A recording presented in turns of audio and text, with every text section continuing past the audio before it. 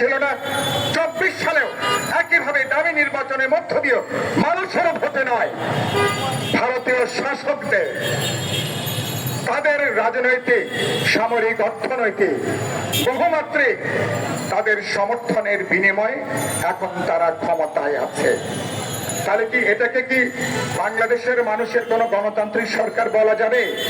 তারা আমাদের পাশে দাঁড়াবেন, আমরা ভবিষ্যতে সে লড়াইটা বিজয় পর্যন্ত এগিয়ে নেব, এ কথা বলে আপনাদেরকে শুভেচ্ছা সালাম জানিয়ে আমার বক্তব্য এখানে শেষ করছি। সবাইকে অভিবাদন। ধন্যবাদ জননেতা সাইফুল হক।